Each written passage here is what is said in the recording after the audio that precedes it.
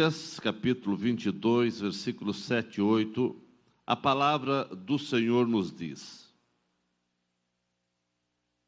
Chegou o dia da festa dos pães asmo, em que importava comemorar a Páscoa. Jesus, pois, enviou Pedro e João, dizendo: Ide preparar-nos a Páscoa para que a comamos. E em 1 Coríntios, capítulo 5 e 7,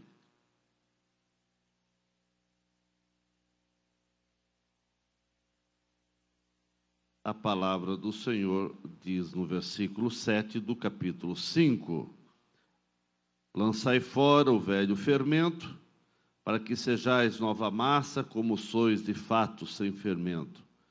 Pois também Cristo, nosso Cordeiro Pascal, foi imolado. Amém.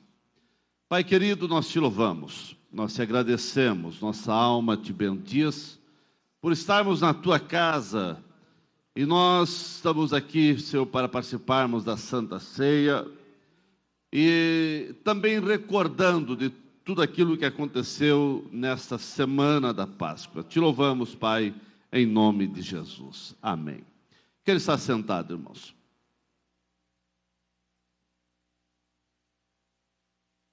Meus queridos, nós estamos aqui para participar da Santa Ceia.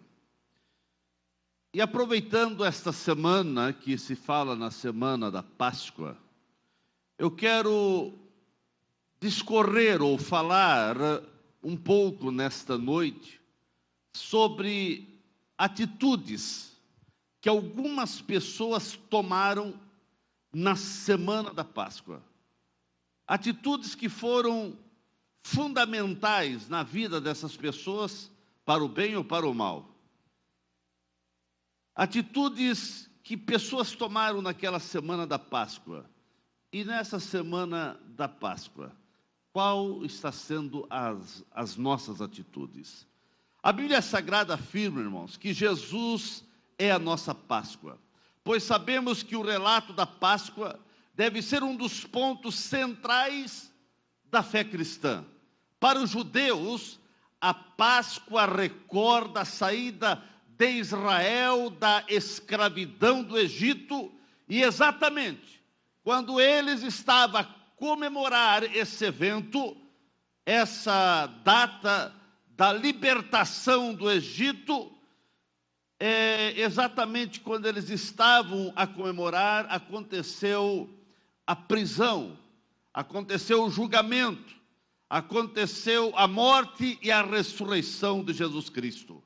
Para nós cristãos, para nós crentes, a Páscoa é a celebração da ressurreição de Jesus. É a nossa libertação do mundo de escravidão. A Páscoa, a bem da verdade, não tem nada a ver com ovos ou coelhos. Tem a ver com a misericórdia de Deus sobre a humanidade. Tem a ver, sim, com a nossa libertação do pecado. Páscoa é a comemoração da nossa libertação e do Cristo ressurreto, que vive para todo sempre e reina nas nossas vidas. Assim, irmãos, Páscoa quer dizer, em resumo, compromisso com o Cristo que ressuscitou. Nós vemos que na semana da Páscoa, muitas pessoas se encontraram com Jesus. Não tenho, quem sabe, possibilidade de discorrer sobre todas, mas algumas pessoas, naquela semana da Páscoa, tiveram atitudes que marcaram as suas vidas. E eu quero falar sobre algumas dessas. Começo falando por Judas. Judas, na semana da Páscoa, ele teve uma atitude de trair o seu mestre. E esse foi, sem dúvida, o maior fracasso que um homem poderia fazer. Trair o amigo sempre vai ser uma atitude desprezível. Trair o amigo sempre vai ser uma atitude covarde e muito triste. As autoridades judaicas queriam prender Jesus. E Judas, que era discípulo, era contado com os 12. Ele se dispôs a entregar o seu mestre por 30 moedas de prata. Para Judas, que era discípulo de Jesus, o seu mestre não valia mais do que esse valor oferecido pelas autoridades judaicas. Para Judas, o seu mestre valia apenas 30 moedas de prata. O teu mestre vale o quê? Qual o valor do teu mestre?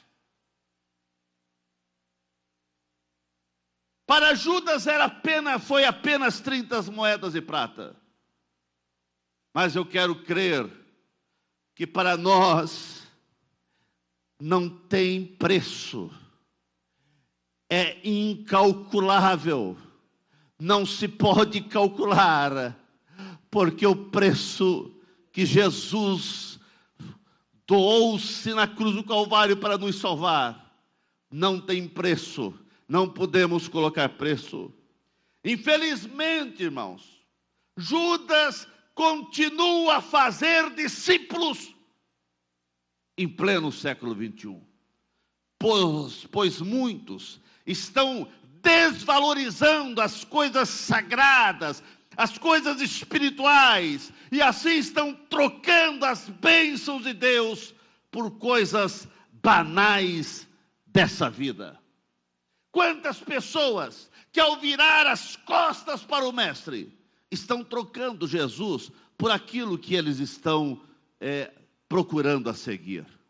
Ao abandonar a fé, ao abandonar Jesus, as pessoas estão trocando Jesus, quem sabe, até por menos do que 30 moedas de prata. Percebemos que existem muitos que, tal como Judas, andaram, conviveram com Jesus.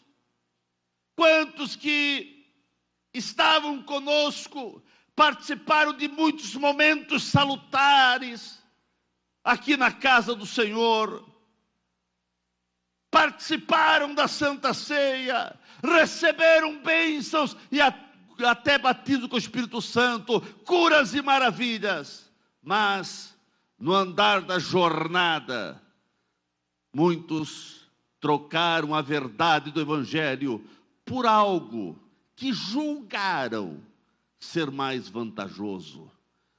Julgaram, mas é um julgamento totalmente equivocado, totalmente arruinado, totalmente pífio. Judas, na semana da Páscoa, toma a decisão de ir à frente de uma multidão armada e dirige-se para o Getsemane. Não para orar, porque aquele lugar era um lugar que Jesus sempre estava para orar. Mas ele foi para lá para trair o seu mestre com um beijo. E com um beijo ele trai o seu mestre naquela semana da Páscoa. Judas, na semana da Páscoa, deixa bem da verdade Satanás entrar na sua alma, na sua vida. A Bíblia diz em Lucas 2:3, entrou, porém, Satanás em Judas. Naquela semana, que era a semana mais importante para a raça humana, foi a semana que Judas deixou Satanás entrar no seu coração.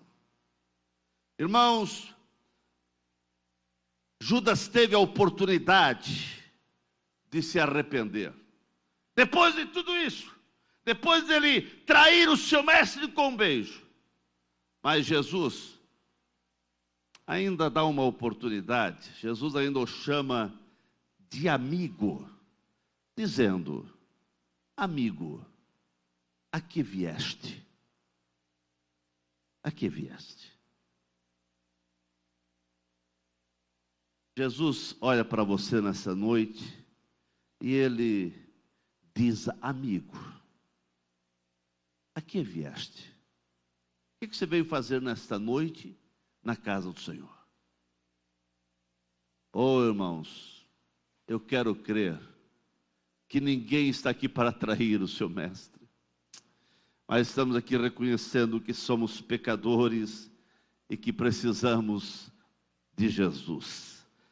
Judas tudo perdeu, deixou passar a oportunidade, e na semana mais importante para a raça humana, a semana do perdão, a semana que um caminho foi aberto, um novo caminho foi aberto, o véu do templo se rasgou, e agora a humanidade estava resgatada, perdoada, estava livre, poderiam ter acesso livre a Deus. Judas pega uma corda e vai se enforcar. Infelizmente é o terrível fim dos que rejeitam a Jesus como seu Senhor e Salvador.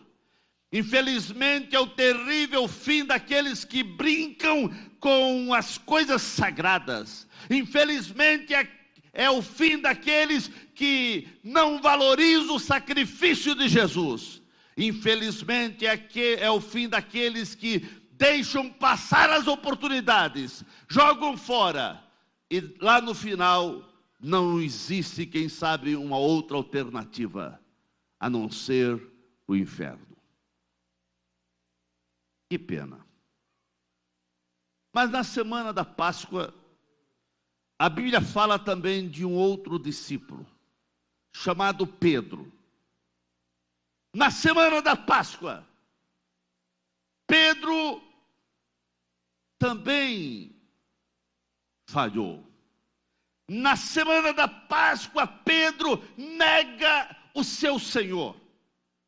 Pedro era um discípulo que se destacava entre os demais pela sua posição, era um camarada falante, temperamental, uma liderança nata, era aquele que era falante, sempre era o primeiro a falar. Mas nesta semana tão importante, na semana da Páscoa, ele tomou algumas atitudes erradas. E quando se toma atitudes erradas, consequências vai ter. E as decisões erradas na vida de Pedro levaram a fraquejar na sua fidelidade, até mesmo no seu pacto veemente que ele mesmo disse a Jesus: todos podem te negar, mas eu não. Ah, irmãos, mas dali a pouco instante, lá estava Pedro negando Jesus. Porque, irmãos, primeiro, na hora de orar, Pedro estava dormindo. Pouca oração, vida sem oração, vida sem comunhão na oração, poderá levar a pessoa ao fracasso.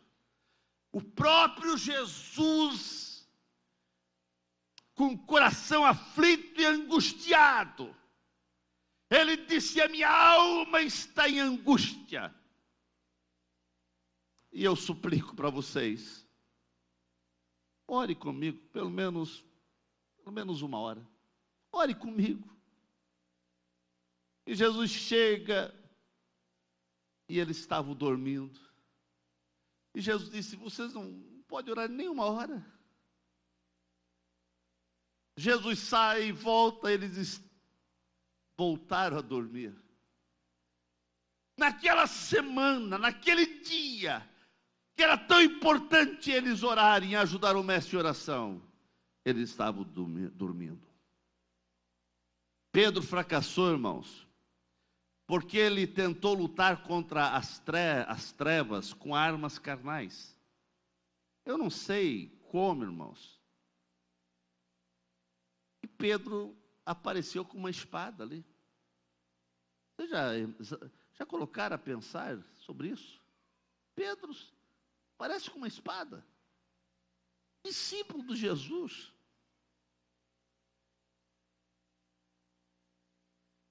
Onde apareceu aquela espada? E ele, na hora da aflição, da angústia, na hora que ele viu as coisas complicadas, ele puxou a espada e decepou a orelha de Malco. Ainda bem, irmãos, ainda bem que Jesus estava lá. Porque Jesus pegou a orelha, colocou no lugar. E outros sim, irmãos, não deixou nem sinal, nem cicatriz. Porque se ficasse sinal, eles iriam matar Pedro. Eles iriam fuzilar com Pedro. Mas foram para ver, para condenar Pedro, olhavam a orelha, oravam. Cadê? Não tem nem sinal. Porque quando Jesus faz algo, Ele faz perfeito. E Ele quer fazer algo tremendo na tua vida. Aqui dá uma mensagem. Vou pregar qualquer hora. Jesus opera, não deixa nem marca. Mas Jesus sabia que se não fizesse aquilo, Pedro seria morto naquele dia. E Jesus precisava de Pedro. Jesus precisava de Pedro. Irmãos, isso aqui, Pedro é o retrato nosso, irmãos. A gente condena um pouco ele, mas é o retrato nosso. A gente serve ao Senhor, está servindo, mas vez em quando, né? Acontece um negócio e pronto. E você já fala o que não devia falar, você já diz o que não devia dizer, você já pensa o que não deveria pensar. E alguns vão até a última instância de agredir mesmo. Depois, não devia fazer, meu Deus. Irmãos, Pedro negou Jesus porque ele começou a seguir Jesus de longe, viu? A Bíblia diz que começou e seguia de longe. Quem segue Jesus de longe está à porta do fracasso.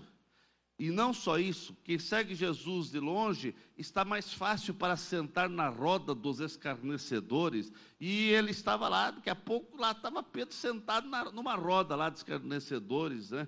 Estava tendo uma comunhão com as trevas. Ele sentiu frio, mas o frio não foi só no corpo, não. A sua alma. E ele queria esquentar a sua alma numa fogueira estranha. Você só pode esquentar a sua alma aqui na igreja.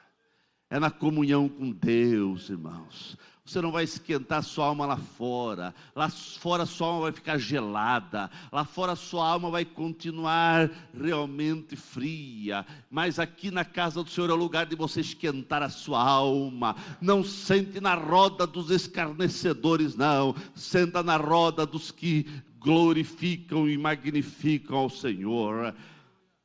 Nessa mesma semana da Páscoa, que Pedro nega Jesus.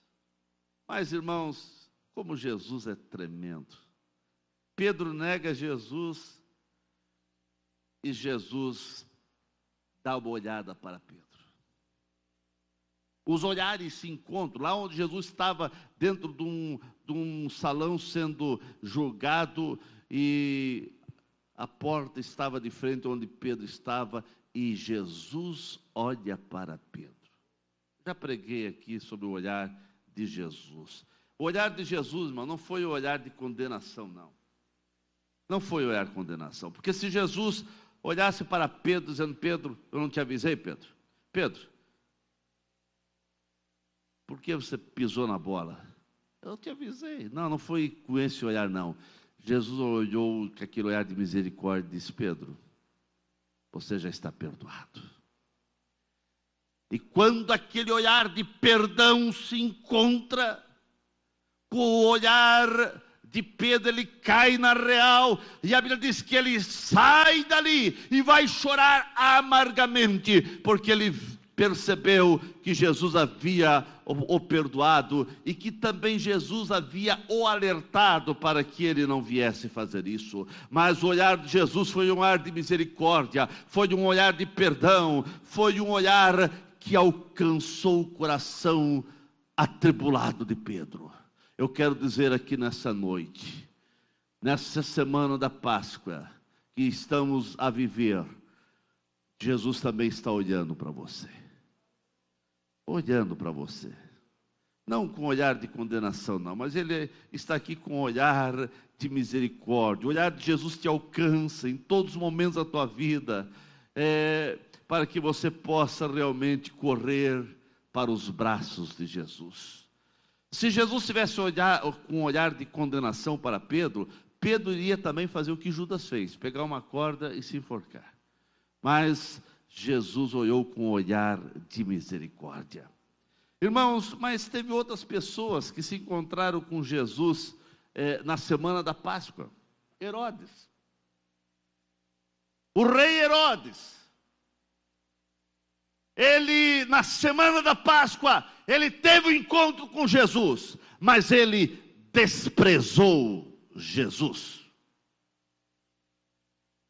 Quantos crentes também estão desprezando Jesus? Herodes tratou Jesus da mesma maneira indigna e desprezível que tantos outros fizeram. A Bíblia diz que Herodes, em primeira instância, ele se alegrou a ver Jesus, mas uma alegria interesseira, porque ele esperava que Jesus viesse realizar milagres e muitos sinais e maravilhas para saciar as suas expectativas. Mas infelizmente, também eu lamento que Herodes continua a fazer seguidores, pois muitos vêm à igreja, vêm apenas na expectativa de ver, de receber, de olhar para ver se acontece milagres. Muitos vêm até Jesus apenas na expectativa de ver algum milagre acontecer. E assim estão como Herodes. Herodes se alegrou porque ele queria e pensava que Jesus iria fazer milagres, e ele queria ver. Quantas pessoas vêm à igreja só para ver os milagres? Mas Jesus não está interessado em mostrar milagre, Ele quer transformar vidas. Aleluia, Ele quer perdoar pecado. O que me chama a atenção, irmãos, é que ainda que as intenções de Herodes eram distorcidas, mas a Bíblia diz que ele se alegrou muito. Era uma alegria distorcida, mas a Bíblia diz que ele se alegrou muito. Infelizmente, irmãos, tem crente pior do que Herodes. Porque tem crente que está na presença do Senhor e não sente alegria nenhuma. Não tem prazer nenhum. Não se alegra. Não se alegra nem muito nem pouco em estar na presença do Senhor. Mas eu creio que aqui vieram nessa noite um povo que estão dispostos a sempre se alegrar na presença do Senhor. Aleluia. Herodes se alegrou porque desejava vê-lo, ou ver apenas os milagres. Irmãos, você tem alegria de estar na presença do Senhor? Você tem alegria de vir à igreja? Você não pode querer ver ou seguir Jesus pelos milagres. Não, irmãos. Os milagres são bênçãos que o Senhor nos concede. Nós precisamos seguir a Jesus porque Ele é o nosso Senhor, é o nosso Salvador, é aquele que pagou o preço na cruz do Calvário para nos salvar. Os milagres de Jesus sempre foram e são para beneficiar o necessitado, mas nunca para satisfazer os caprichos humanos. Deus não vai operar milagre para satisfazer caprichos nossos, não. Ele opera se houver necessidade de fé. Infelizmente, muitos são assim, vêm a Cristo só por causa dos milagres. E após, estão se retirando. São os Herodes da vida. Jesus sabia, irmãos, que Herodes não queria crer nele. E assim Jesus não desperdiçaria palavras com libertino sem coração e com a alma petrificada, como era esse rei que era terrível, um homem orgulhoso, sanguinário. Foi um dos piores reis, o rei Herodes. A bem da verdade, esse rei ridicularizou Jesus. Porque quando Jesus não fez milagre, ele ficou invocado. Herodes queria apenas se distrair, queria se divertir.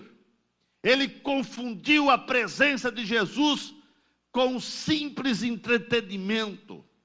E Jesus não era entretenimento e nunca vai ser e nunca foi. Ele opera milagre para transformar vidas e não para satisfazer capricho de quem quer que seja. Não é para entreter ninguém. E nós não viemos na igreja porque aqui é entretenimento. Nós viemos na igreja porque Jesus é o Senhor, para adorá-lo para todo sempre. Lamentamos porque muitos vêm à igreja hoje, quem sabe da mesma forma como vão a um cinema, ou a um circo, ou a qualquer outro lugar, para se divertir, para se animar, para se alegrar, mas não com a razão de servir e sentir Jesus. Herodes queria que Jesus fizesse milagre para se divertir. Muitas pessoas, infelizmente, estão com motivações erradas vindo aos cultos, mas que o Espírito Santo possa ter liberdade para convencer e mostrar. Não podemos, irmãos, querer estar perto de Jesus por causa dos seus milagres, mas pela sua vida de entrega, de doação, que Ele efetuou na cruz do Calvário para resgatar as nossas vidas. Nós servimos a Jesus não pelos milagres. Os milagres são muito bênção, bênção e é necessário que aconteça. Mas nós não seguimos Jesus pelos milagres. Nós seguimos Jesus porque Ele derramou o seu sangue para nos salvar. Porque Ele doou o seu corpo para nos resgatar. Nós estamos servindo a Jesus porque Ele preparou esse novo e vivo caminho para nós. Mas teve uma outra pessoa, que na semana da Páscoa, também se encontrou com Jesus. Pilatos. Mas ele era um homem, uma pessoa cheia de interesses próprios. Era um homem que pensava nele, e somente nele. Ele teve um momento crucial na vida, aonde ele pergunta: que farei de Jesus, chamado Cristo? Ele fez essa pergunta. Infelizmente, deixou a turba, a multidão responder. Tem perguntas que é você que tem que responder. Principalmente com respeito ao que você vai fazer com Jesus. Não adianta, não é teu pai, não é tua mãe, não é teu filho, não é teu avô, não é teu parente. Tem coisas que é você que vai decidir. Era Pilatos que precisava responder essa pergunta. Mas ele não respondeu, deixou a multidão responder. Pilatos teve o privilégio de estar com Jesus na semana da Páscoa, mas tomou uma decisão errada. Mandou açoitar, mandou ferir e por fim mandou crucificar a Jesus. E ele fez isso por causa, pensando nele, na sua popularidade. Ele não queria que a multidão viesse a dizer a Roma, ao imperador, que ele estava, quem sabe, dando oportunidade para alguém que falava que era rei. Para agradar a multidão, ele entregou Jesus para ser crucificado. Não é diferente, irmãos, de muitas pessoas hoje que, para agradar amigos, para agradar familiares, para agradar parentes, rejeitam a seguir o caminho da salvação e não seguem a Jesus. Estamos vivendo a semana da Páscoa. A bem da verdade que a humanidade, muitos poucos, comemoram, menos nós crentes, mas quem não é crente, muito poucos comemora a Páscoa como se deve comemorar. Se comemora uma Páscoa apenas comercial, apenas de chocolate, de coelho, de ovos. Pastor, tu é contra dar ovo, dar chocolate para as crianças? Eu não sou contra, né? Desde que se explique o que é Páscoa. Desde que se explique. Porque, bem da verdade, coelho não tem nada a ver com Páscoa. Porque se tivesse que ter um animal símbolo da Páscoa, era o cordeiro. Cordeiro. Coelho, no Velho Testamento, até era considerado um animal impuro.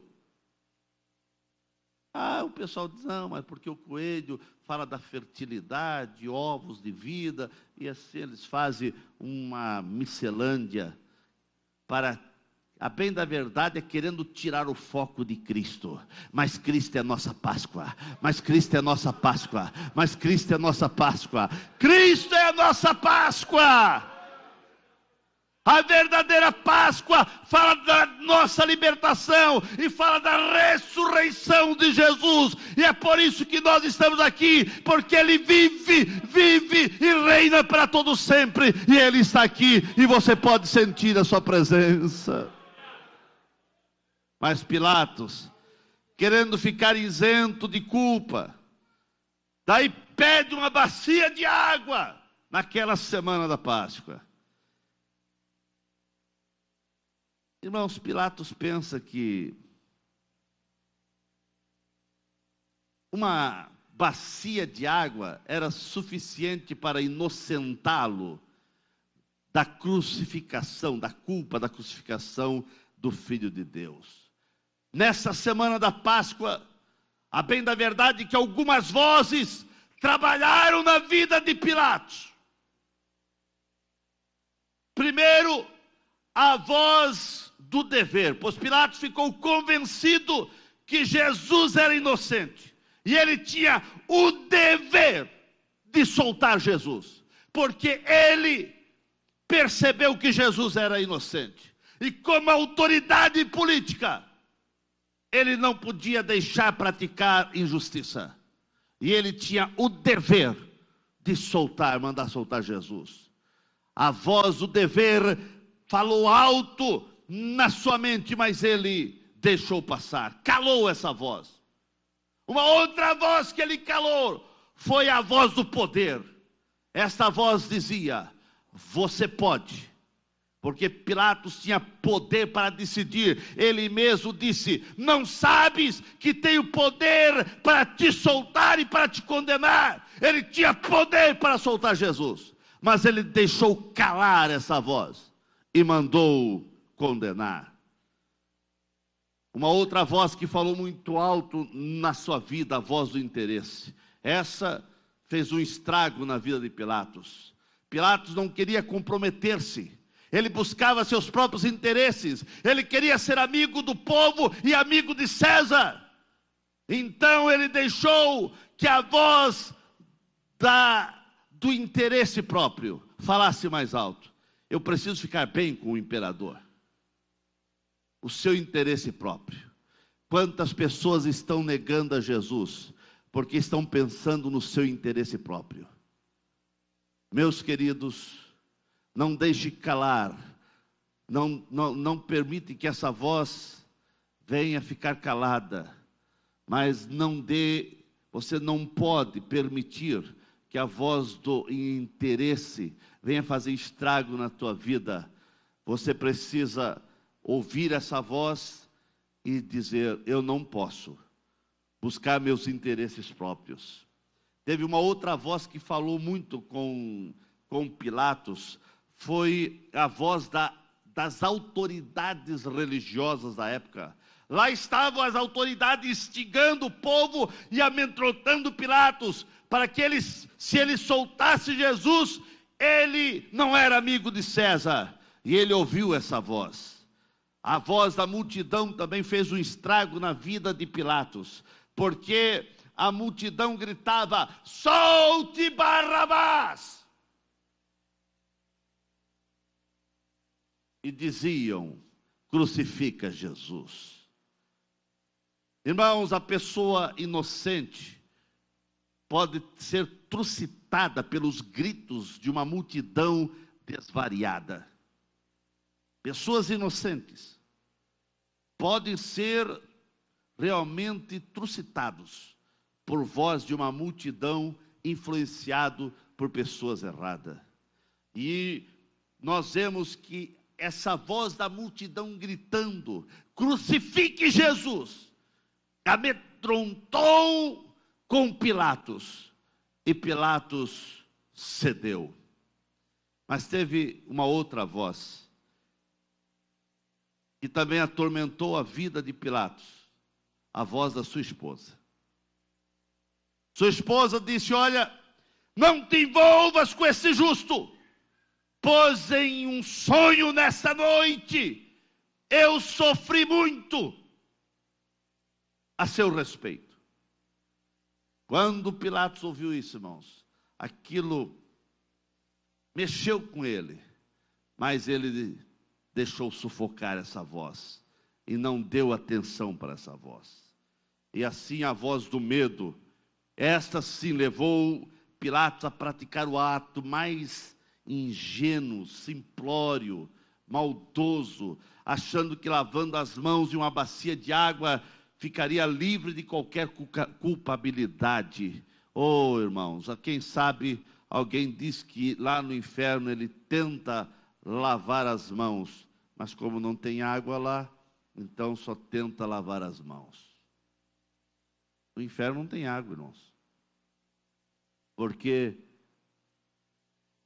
Lázaro e o rico dizia: manda Lázaro molhar o dedo, colocar na minha língua, porque é que eu estou padecendo de sede. Tem água não, irmãos. É sofrimento terrível.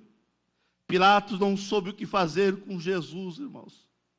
Na semana da Páscoa, ele não soube o que fazer com Jesus. E você que está me ouvindo, meu irmão, você sabe o que você está fazendo com Jesus? O que você faz com Jesus, irmãos?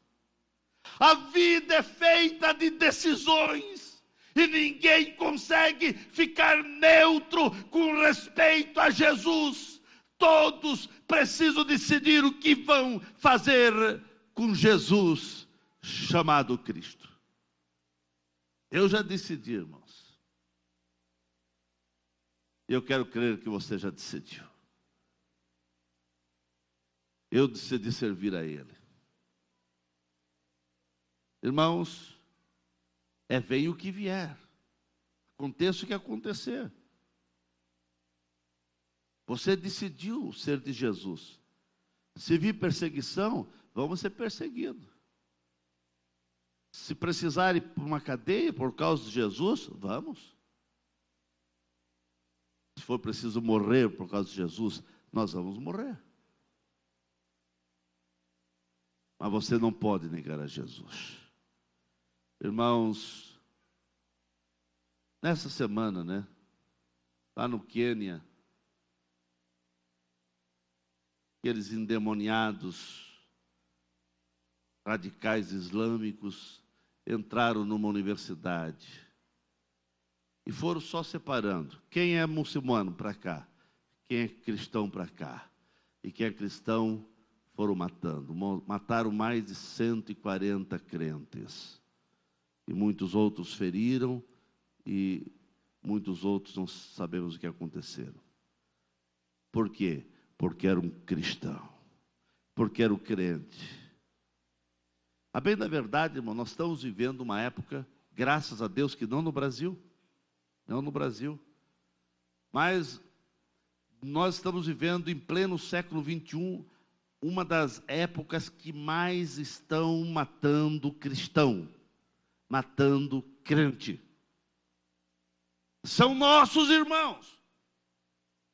E a igreja não pode ficar calada. A igreja precisa falar, precisa orar, e nós precisamos interceder por estes, pelos familiares desses, para que eles venham ser fortalecidos, essas famílias que perdem seus entes queridos, porque não negam a sua fé. A bem da verdade, irmãos, quando a gente vê esse pessoal indo para uma fila para ser fuzilado ou ser queimado vivo, a gente fica perguntando: que fé nós temos? Se fosse nós lá, nós estaríamos indo para o matadouro para ser fuzilado, como alguns foram sorrindo. Alguns foram sorrindo. Isso mexe com o coração de qualquer um. Mas eles estavam dispostos a morrer pelo seu Cristo.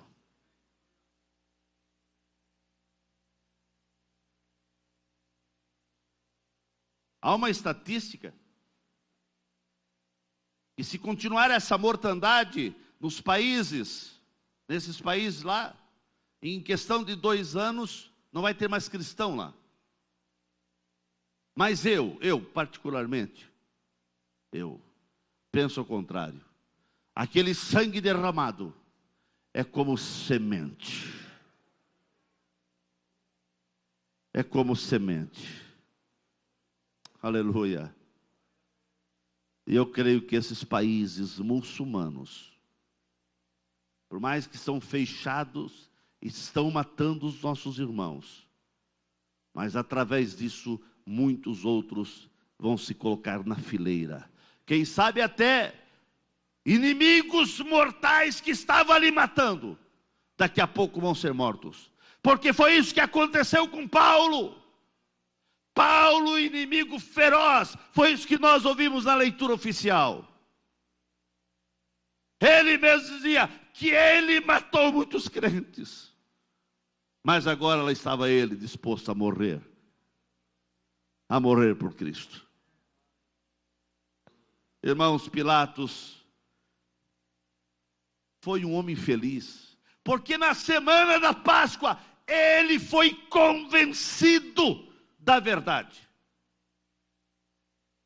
Daí ele tentou esquivar de tomar as decisões que precisavam tomar. Tentou deixar essa decisão nas mãos dos outros. Jogou para a multidão. Mas eu quero dizer, irmãos, tem decisão que você não pode jogar para outra, é você que tem que decidir. Com respeito a Cristo, com respeito à tua vida de fé, com respeito à tua alma, com respeito ao céu, com respeito à eternidade, não é teu pai, não é tua mãe, não é teus filhos, é você que tem que tomar a decisão. Pilatos achava que essa decisão poderia ser dos outros, jogou para os outros, mas nada vai resolver. São decisões que eu e você precisamos tomar. Na semana da Páscoa, dois homens estiveram muito próximos a Jesus. Os dois ladrões da cruz. Estava bem, na verdade, ao lado de Jesus. Dois ladrões que, em decorrência dos seus erros, estavam ali pendurados na cruz, à espera da morte. Mas um aproveitou a oportunidade, reconheceu os seus pecados, e nos últimos momentos da sua vida, ele suplicou misericórdia e foi salvo.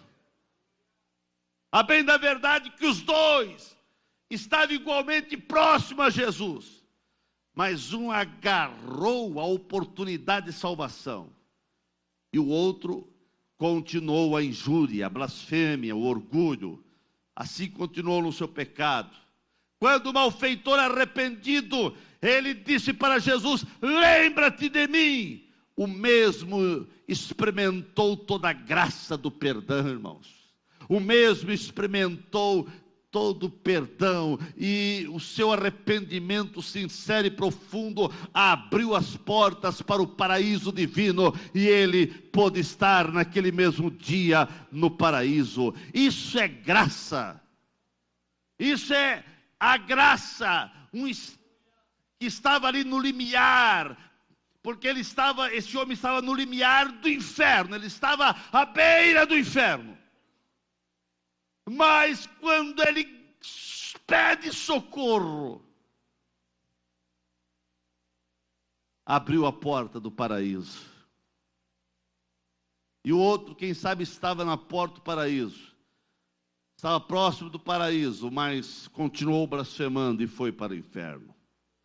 Um morreu profundamente, quem sabe amargurado, com o coração tomado de incerteza, mas o outro morreu na paz, na certeza de entrar no reino dos céus com Jesus. Mas deixa eu falar mais uns 10 minutos. Na semana da Páscoa, a Bíblia fala de João e as Marias ao pé da cruz.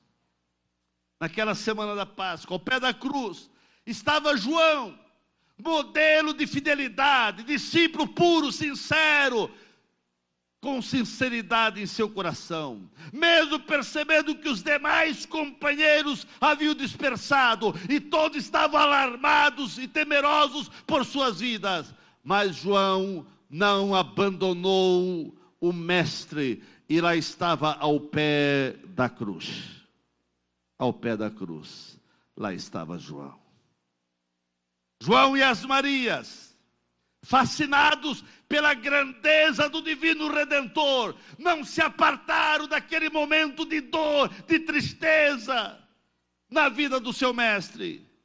Mas ali eles estavam, vendo todo o horror, mas ali estava ao pé da cruz, porque eles amavam o seu mestre.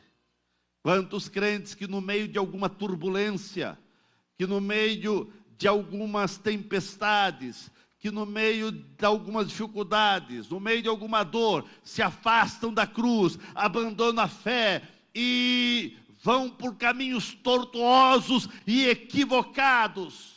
Qualquer tempestade, qualquer vento contrário, abandona a cruz, abandona Jesus. Mas lá estava João e as Marias, padecendo também toda aquela ação terrível que estava acontecendo, e poderiam até mesmo ser crucificados também com Jesus, mas estava ali ao pé da cruz.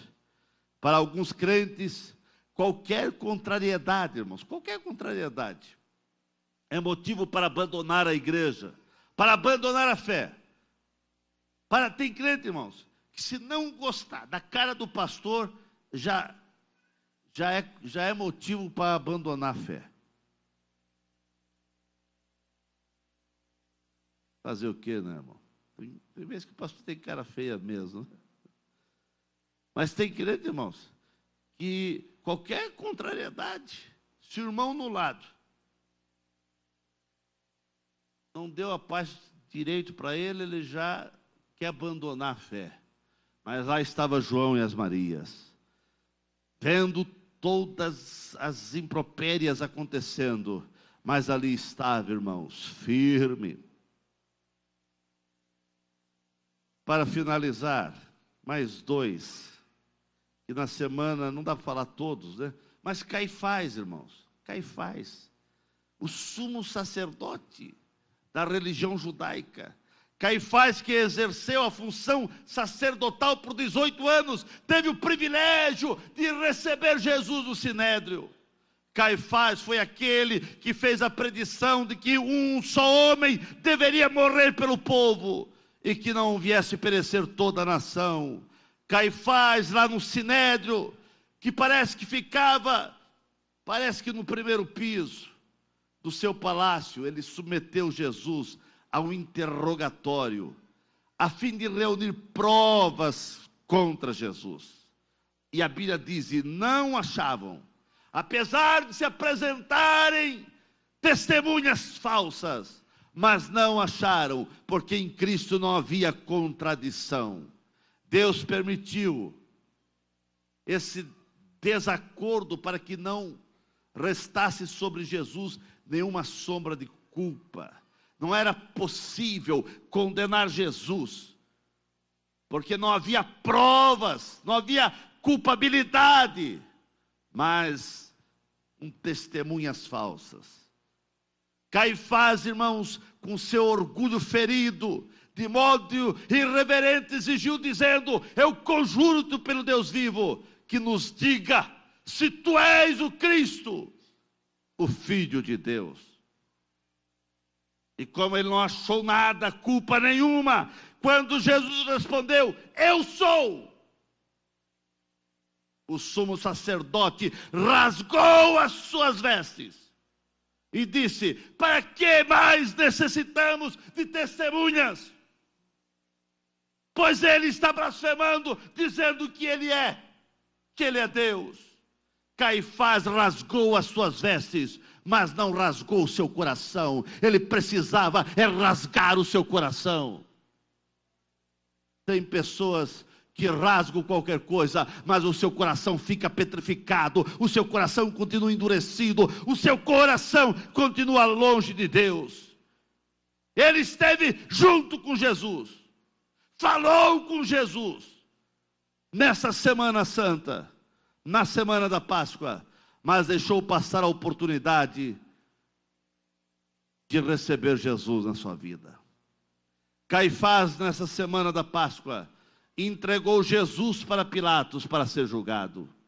Muitos têm copiado Caifás, com as mesmas atitudes, têm mandado Jesus para outro lugar, em vez de receber Jesus no coração. Pilatos, em vez de receber Jesus, ele manda Jesus para Caifás manda Jesus para Pilatos, entrega Jesus para outro. Você está entregando Jesus para quem? É você que tem que decidir. Vai entregar para alguém? Não, irmãos, abra teu coração e recebe Jesus. Na semana da Páscoa, irmãos, eu quero ter hora que eu quero entender isso. Porque um domingo antes, a multidão gritava e dizia: Hosana, Hosana, o filho de Davi, bendito aquele que vem. Aplaudiam, colocavam ramos, folha de árvores, suas vestimentas no chão, e Jesus montado em um animal. Vai entrando e a cidade de alvoroço gritava: Hosana, Hosana. Mas agora, não sei se a mesma multidão, só pode, porque na sexta-feira a multidão gritava: crucifica, crucifica-o.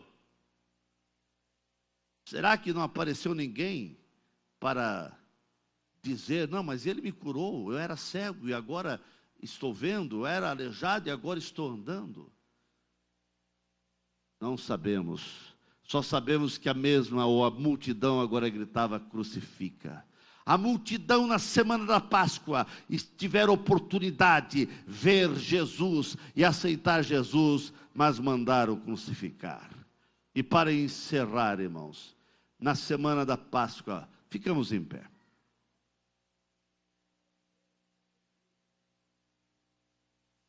Na semana da Páscoa, teve alguém que fez uma coisa tremenda, irmãos, tremenda. Na semana da Páscoa teve alguém, sabe o que fez?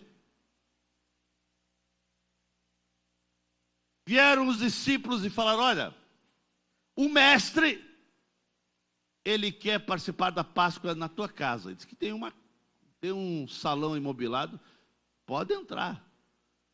Já estava preparado, irmãos, estava tudo preparado. A mobília, tudo no lugar, esperando alguém. A Bíblia nem fala o nome desse homem.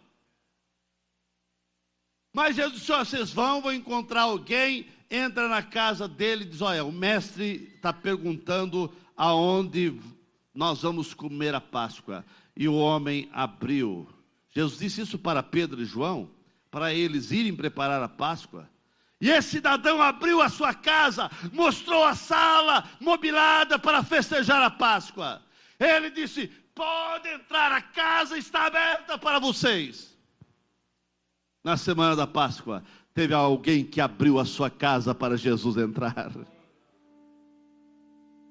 Ou nessa semana da Páscoa, como está a tua casa? Será que tem liberdade para todos entrar? Vai ter um almoço especial amanhã? Não é pecado, não. Pode fazer e convidar o pastor também. Mas Jesus vai ter lugar lá? Jesus vai estar na tua Páscoa? Páscoa é momento de libertação, de gratidão, de reconhecimento. Como está a tua casa, a tua vida? Está tudo em ordem para ter a celebração ao Senhor? A Bíblia diz que um cidadão abriu a sua casa, tudo estava em ordem para Jesus celebrar a Páscoa. Jesus entrou naquela casa e tudo estava em ordem. Jesus quer entrar na tua casa. Será que tudo está em ordem? Será que tudo está em ordem? Será que tudo está em ordem? Assim como esse cidadão abriu sua casa para Jesus entrar, nesta noite eu quero lhe dizer: como que está a tua casa? Está aberta para que você possa celebrar a ressurreição de Cristo, o Cristo que nos liberta? Páscoa, irmãos, deve ser um novo começo na nossa vida. Páscoa é isso, é uma nova etapa na vida. Foi uma nova etapa na vida dos judeus, quando saíram de Israel, quando saíram, ou seja, do Egito. Israel, ao sair do Egito, começou uma nova etapa, e Jesus disse: olha, vocês devem todo ano lembrar que vocês eram escravos e foram libertos. E na semana da Páscoa, que os judeus preparavam para comemorar a Páscoa, Jesus também estava comemorando. Foi nessa semana que eles prenderam, julgaram, crucificaram, mataram, mas ele não permaneceu morto. Nas primeiras horas de domingo, as mulheres preocupadas: como nós vamos tirar as pedras? Mas a pedra já estava tirada, e ele já não estava mais morto, e ele estava vivo. E ele apareceu para João lá na ilha de Pátmos e disse: João, eu sou aquele que fui morto, mas eis que estou vivo, e vivo para todo sempre. É este Jesus que está aqui nessa noite. E ele diz: fazer isso em memória de mim, da minha morte. Fazer isso lembrando da minha morte. Mas eu não estou mais morto, eu estou vivo. Estou vivo. E onde 2 ou 3 se reunirem em meu nome, eu ali estarei. Ele está aqui, Ele está aqui, Ele está aqui, Ele está aqui. Na semana da Páscoa, muitos tomaram decisão errada. Alguns tomaram a decisão certa. E você? Qual a decisão está tomando nesse dia, nessa semana da Páscoa? De ser mais crente, de ser mais fiel ao Senhor? Ou vai levando a vida, jogando responsabilidade para outros? Não, irmãos, é o momento de você tomar a responsabilidade, abrir a tua casa para que Jesus possa entrar. Baixe sua cabeça, examine a si mesmo.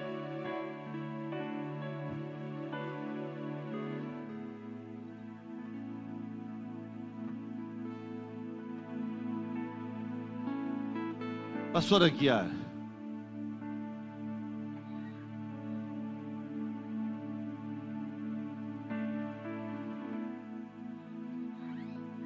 Pastor Darby, chega aqui, Pastor Darby.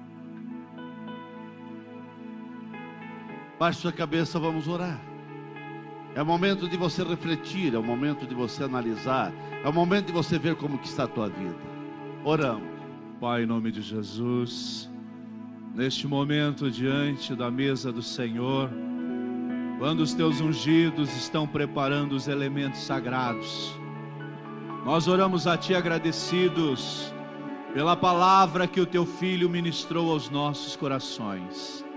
Ó Deus, que possamos sempre refletir, meu Deus, aleluia, no Teu sacrifício, naquela cruz cruenta, quando o Senhor derramou Seu sangue para a remissão dos nossos pecados. Ó Deus, contempla cada vida diante da Tua presença, homens e mulheres, pecadores redimidos, que nesta noite, Senhor, irão comungar contigo, aleluia, pois através desse gesto, através deste ato, nós temos a certeza da vida eterna, nós temos a certeza da ressurreição, porque um dia o Senhor, esvaziando-se de sua glória, veio a este mundo, viveu como um homem comum, subiu o Senhor lá no Calvário, não como um vencido, mas como um vitorioso, despojando o inferno, triunfando da morte, para que pudéssemos ter a certeza da vida eterna.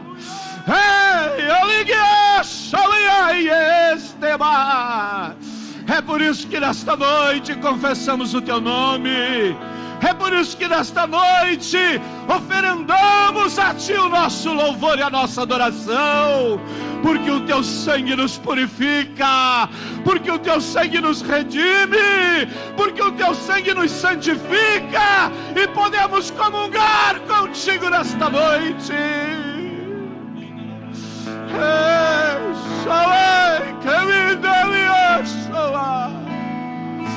Aleluia. Senhor, ser servido nesta noite a realizar feitos que somente as Tuas mãos podem fazer. Enquanto vamos participar do ato santo, batiza com Teu Espírito Santo. Enquanto participarmos do ato sagrado, liberta vidas do jugo da enfermidade, repreende demônios, transforma e salva, porque esses feitos só podem ser realizados por Ti. Ó Deus, em nome do Cristo ressuscitado, em nome de Jesus, a igreja diz amém.